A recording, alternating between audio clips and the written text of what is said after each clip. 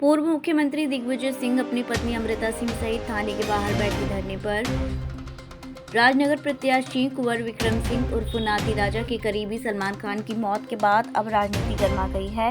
प्रदेश के पूर्व मुख्यमंत्री आज दोपहर 2 बजे खजुराहो पहुंचे। मृतक के परिवारजनों से उनके घर करीब 5:30 बजे तक रहे, परंतु जिला प्रशासन व पुलिस प्रशासन ने कोई भी निर्णय नहीं लिया।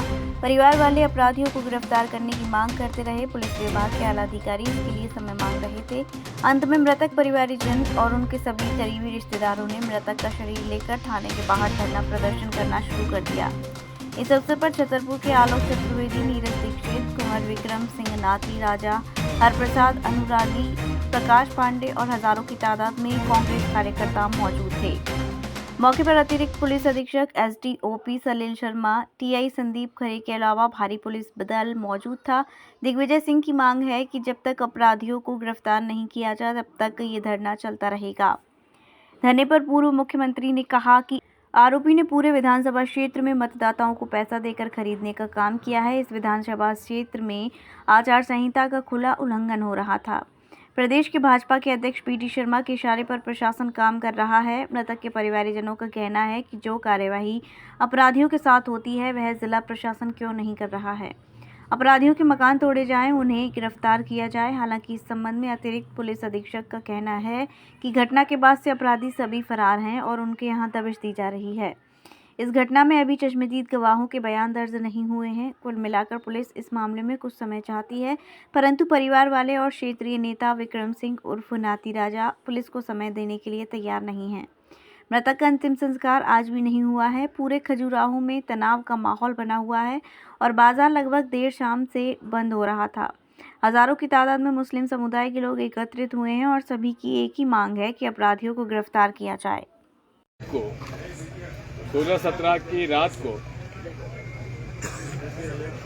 जब भारतीय जनता पार्टी के उम्मीदवार अपने अवैध धंधे की कमाई का पैसा का कुछ हिस्सा वोटरों को खरीदने के लिए घूम रहे थे, तब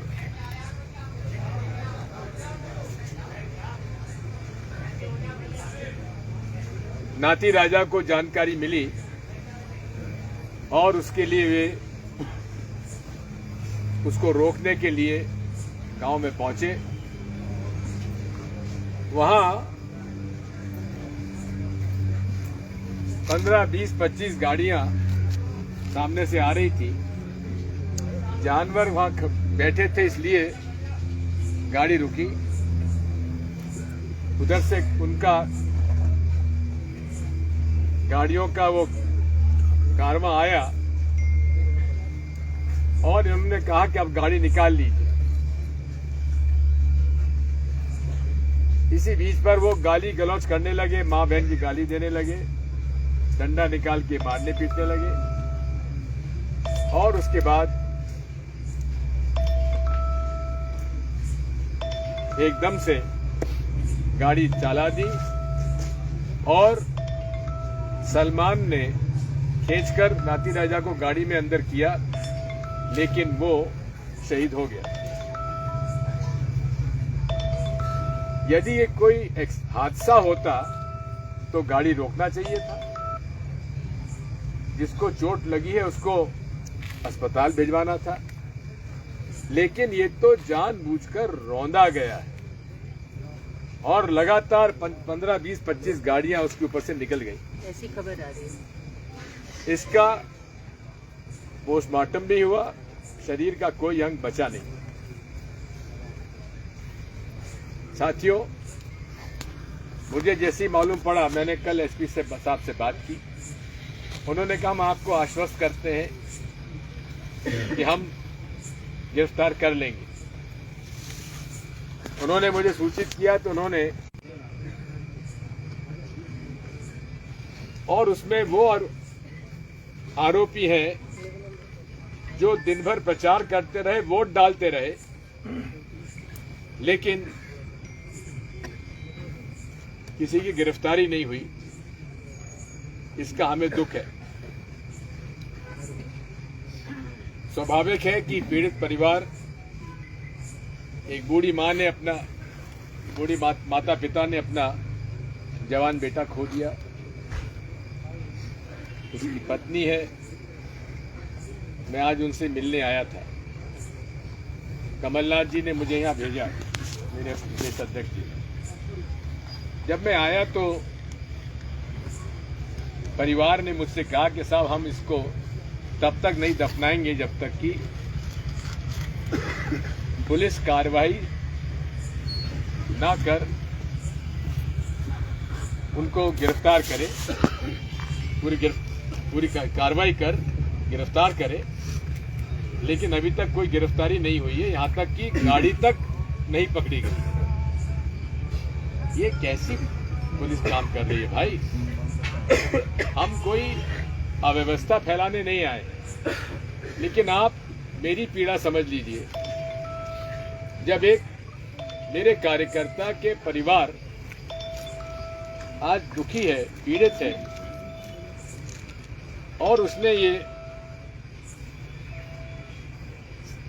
कहा हुआ है कि वो नहीं दफनाएंगे जब तक कि पुलिस कोई गिरफ्तारी ना करे। अब आप बताइए मेरे सामने क्या विकल्प बचा? क्या परिवार को छोड़ के मैं चला जाऊं?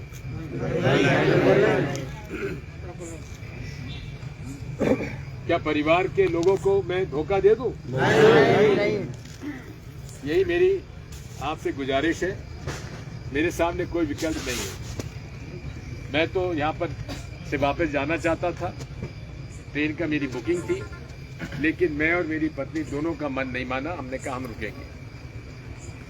अब देखते हैं पुलिस कब तक कार्रवाई नहीं करती है। हम वहां 5 घंटे बैठे रहे।